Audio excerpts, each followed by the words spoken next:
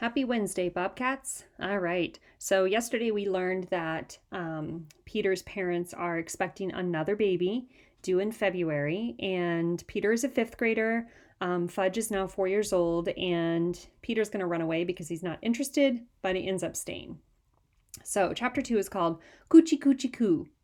Before the end of the week, Fudge asked the big question: How did the baby get inside you, Mommy? So Mom borrowed my copy of How Babies Are Made, and she read it to Fudge. As soon as he had the facts straight, he was telling anybody and everybody exactly how Mom and Dad had made the baby. He told Henry, our elevator operator. Henry smiled and said, "That's a mouthful for a small fry like you." He told the checker at the supermarket. Her eyes got bigger and bigger until Mom said, "That's enough, Fudgy." "But I'm just getting to the good part," Fudge said. "Peter," Mom said, "it's getting very warm in here. Why don't you take Fudge outside?" He saw a pregnant woman on the bus and said, "I know what's growing inside you, and I know how it got there, too." The woman got up and changed her seat. He told Grandma. She said to my mother, "Anne, do you think it's wise for him to know so much? In my days, we talked about the stork." "What's a stork?" Fudge asked. "It's a big bird," I told him. "Like Big Bird on Sesame Street?"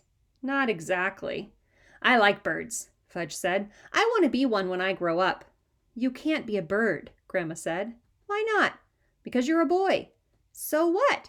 Fudge said, and he laughed like crazy and turned somersaults on the floor. Fudge never stopped talking about his favorite subject. He told his preschool class, and his teacher was so impressed she phoned and asked Mom to come to school. The children had a lot of questions for her, so Mom went to Fudge's class and enjoyed it so much she offered to come to my class too. I told her, "No thanks." I hadn't told anyone she was going to have a baby except Jimmy Fargo. I tell him just about everything. And Sheila Tubman knew because she lives in our building and could see that Mom was pregnant. "She's very old to be having a baby, isn't she?" Sheila asked one afternoon. "She's 34, I said. Sheila opened her mouth. "Oh, she's really old." "She's not as old as your mother," I said.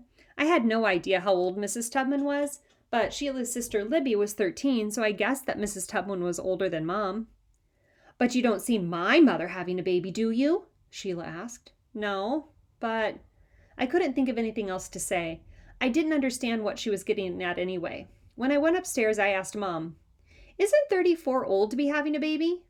"I don't think so," Mom said. "Why?" "Just wondering." "Grandma had Aunt Linda when she was 38. Oh, so my mother wasn't the oldest woman in the world to be having a baby. And Sheila didn't know what she was talking about, as usual. On February 26th, while my fifth grade class was on a trip to the... On February 26th, while my fifth grade class was on a trip to the Metropolitan Museum of Art, my sister was born. Later, I found out that she was born at exactly 2:04 in the afternoon, just as we were in the Egyptian room studying the mummies. They named her Tamara Roxanne, but for weeks everybody called her the baby.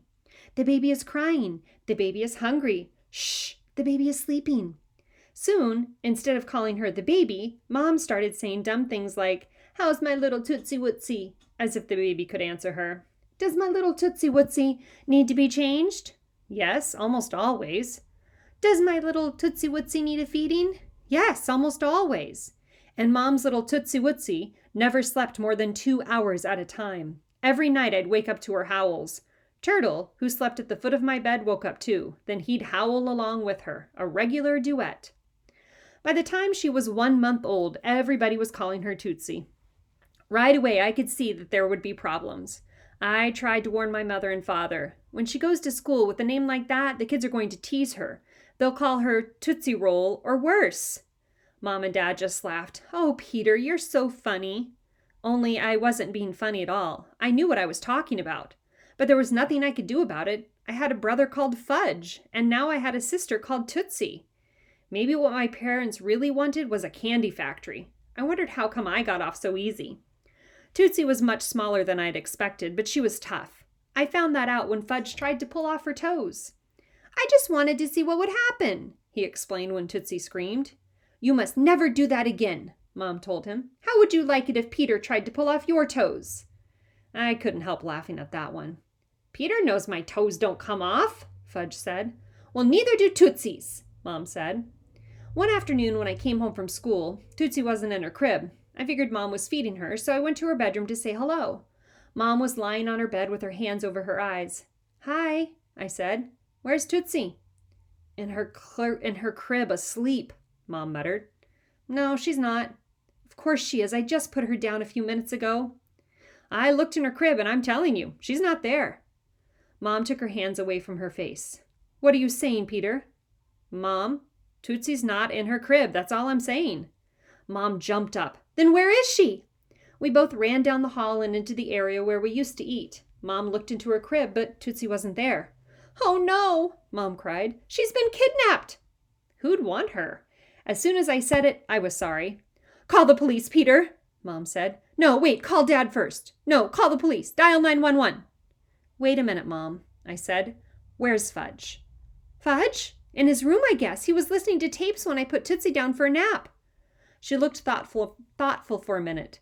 "You don't think—" We raced down to Fudge's room. He was sitting on the floor playing with his Matchbox cars and listening to Puff the Magic Dragon. "Where's Tootsie?" Mom asked. "Tootsie?" Fudge asked, sounding a lot like me when I'm trying to get out of answering a question. "Yes, Tootsie," Mom said louder. "She's hiding," Fudge said. "What are you talking about?" "We're playing a game," Fudge told her. "Who's playing a game?" Mom asked. "Us," Fudge said. "Me and Tootsie."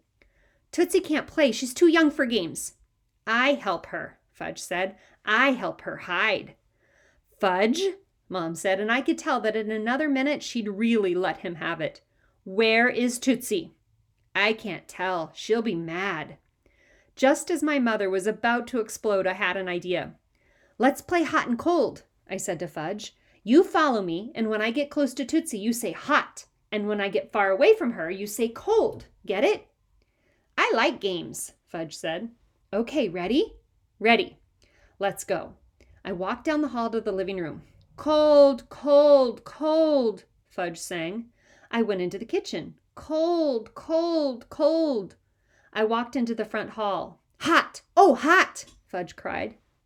I opened the guest closet. "Very hot! Watch out, you'll get burned." He jumped up and down, clapping his hands. Tootsie was on the floor of the closet, fast asleep in her infant seat. Mom scooped her up in her arms. "Oh, thank goodness my little Tootsie Wootsie is all right." Mom put her back into her crib, and then she really let go. "That was a very naughty thing to do," she shouted. "I'm very angry at you, Fudge." "But Tootsie likes to play." "Have you hidden her before?" "Yes." "You must never do that again. Do you understand?" "No." "You can't carry her around that way." "She's not heavy." "But babies have to be carried in a special way." "You mean like mother cats carry their kittens?" Fudge asked. "That's right," Mom told him. Fudge laughed. "But you don't carry Tootsie in your mouth." "No, I don't, but I do carry her very carefully to protect her." "Do you love me, Mommy?" "Yes, very much." "Then get rid of Tootsie," Fudge said. "I'm sick of her. She's no fun." "Someday she'll be fun, and she'll be able to play hide and seek with you. But you have to wait. She's not ready yet." "I don't want to wait. I want you to get rid of her now." "Tootsie is our baby." "I'm your baby." "You're my little boy." "No, I'm your baby." "All right," Mom said. "You're my baby too." "Then pick me up like you do Tootsie." Mom opened her arms and Fudge jumped up into them. He rested his head on Mom's shoulder, shoved his fingers into his mouth, and slurped on them. I know it's stupid, but just for a minute, I wished I could be Mom's baby again, too. After that, whenever we had company, Fudge tried to sell Tootsie. "You like the baby?" he'd ask. "Oh, yes, she's just adorable." "You can have her for a quarter." When that didn't work, he tried to give her away. "We have a baby upstairs and you can have her for free," he'd say to anyone on the street. When that didn't work, he tried to pay to have someone take her away. "I'll give you a quarter if you take her to your house and never bring her back." He tried that with Sheila Tubman. "My mother told me when I was born, Libby wanted to get rid of me too," Sheila said. Who could blame her, I thought. "But she got over it, and so will you," she told Fudge. Fudge kicked Sheila, then he ran down the hall. Sheila stood over Tootsie's crib. "Lucky for her, she doesn't look like you, Peter." "What's that supposed to mean?" I said. "Look in the mirror sometime." "Coochie coochie coo," she said to Tootsie. "We talk to her like she's a regular person," I said. But she's not a regular person, Sheila told me. She's a baby. So you don't have to make those stupid noises at her. But she likes them. Watch this. If I tickle her under her chin, she smiles. It just looks like she's smiling, but really it's gas. Oh no, Tootsie is smiling just for me, aren't you, you precious little thing? It did look like Tootsie was smiling, but why would anybody smile at Sheila Tubman, even a baby? That night, Fudge climbed into Tootsie's crib. I'm the baby, he said. Ga, ga, ga. Dad lifted him out of the crib. You're a big boy, you sleep in a big boy bed. No, I'm not a big boy, I'm a baby. Wah, wah, wah. I decided it was time to have a little talk with the kid, so I said, Hey, Fudge, you want me to read you a story? Yes. Okay, get into bed and I'll be right there. I brushed my teeth and put on my pajamas. When I got to Fudge's room, he was sitting up in bed with his favorite book spread out across his lap, Arthur the Anteater. Read, he said. I sat down next to him. Aren't you tired of acting like a baby? I asked. No. I thought you'd wanted to be like me. I do. Well, you can't be a baby and be like me too. Why not? Because babies can't do anything. They just eat and sleep and cry. They aren't even interesting. Then why does everybody think Tootsie's so great? Because she's new. They'll get tired of her pretty soon. It's better to be older. Why? We get more privileges. What's privileges? It means we get to do things she can't do. Like what? Like staying up late and watching TV and all sorts of things. I don't get to stay up late. You do. That's because I'm the biggest brother. But you'll get to stay up later than Tootsie. When? When she's 4 and you're 8, then you'll get to stay up a lot later. And you'll go to school and you'll know how to read and write and she won't. And, read, Fudge said, sliding down under the covers. Will you stop trying to be a baby? I asked. I'll think about it. Well, that's better than nothing, I said. Fudge fell asleep before I'd finished the book. I pulled up his covers and turned out his light. Then I went into the bathroom and studied myself in the mirror. What was Sheila Tubman talking about? I looked the same as always. And why did she think Tootsie was lucky not to look like me? Unless it was my ears. Lately, they seemed too big. I tried holding them flat against the side of my head. Not bad, I thought. Maybe I could tape them back every morning before school, but that would be a lot of trouble.